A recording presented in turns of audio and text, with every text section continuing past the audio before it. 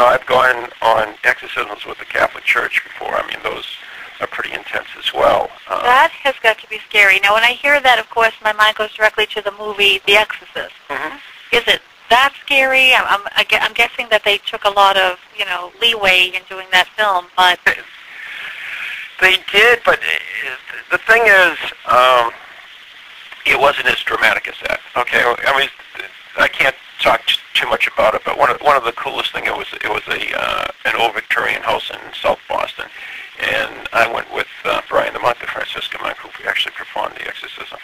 And when we arrived at the place, it was a woman who was a professional at one of the Boston hospitals, and she was being basically stalked by some negative or evil spirit, whatever you want to call it. And it was actually, for instance, it would pull spindles from the banister and would go flying across the room and hit her in the head. It would destroy things in the house and stuff. Now, did you actually see any of that? I was getting to that kind of point. Like I said, I can't get too much into the exorcism stuff. But when we arrived that day, we came there and we pressed the button for the doorbell, and the buzzer, and it just kept buzzing and buzzing and buzzing. So we went up the stairs and everything. And we got up. She said, "See, that's what I'm talking about. This stuff always happens." And it was really so cool because Brian just took some holy water, did a little sign of the cross, did a little thing, and the thing just cut right out. I said, "Oh, that's pretty cool." Oh.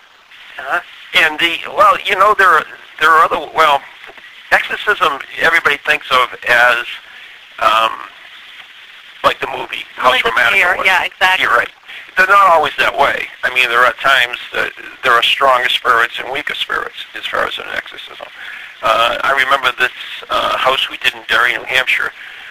It was an old 1700 house, single level, and the family built a second level on top. And she was having a child, and she had the baby.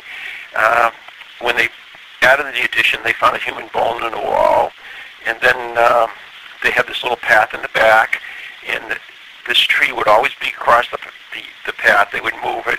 It would always come back, no matter what. It would always be in the same spot. And then they did some research. They found someone that hung himself back there, and all this stuff started happening at the house. They would hear knocking and rappings. They would the baby's toys would move by themselves. There was an orange chemically smell coming out of their closet, all on the second level, by the way, which wasn't there. And finally, the bed started shaking, their bed, and then eventually he was tossed out of bed.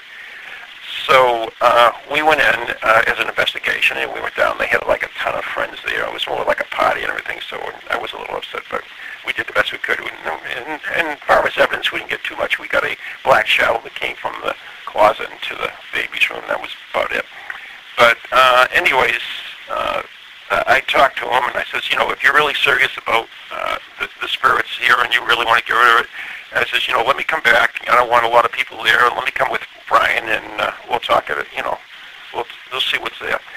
So they agreed to that, and we went back, Brian, the monk, and myself, and they were there, and their parents were there, who I knew their parents from church. That's how I got the case originally.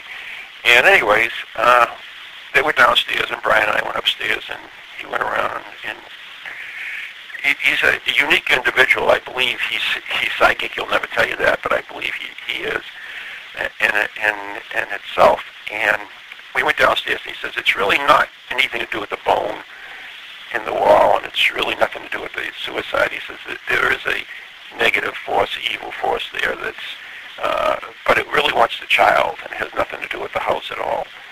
And so they said, did you baptize the child? And they said, no, we haven't. And he says, well, I can make this go away if you let me baptize the child.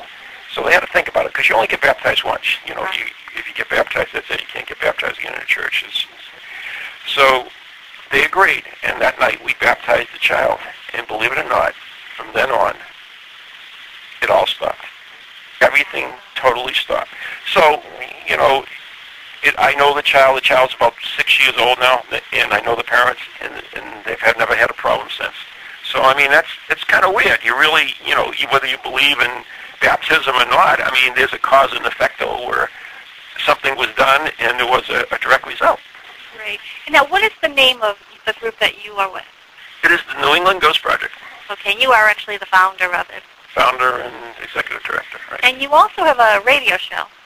We do. We have Ghost Chronicles, which is the #1 ghost show on iTunes. It's on Ghost Village Radio, which is the largest paranormal site on the internet. They get between 5 and 8 million hits a month. And it's also on TogiNet, TogiNet.com, and we do Ghost Chronicles Live and Ghost Chronicles International, which is UK-based.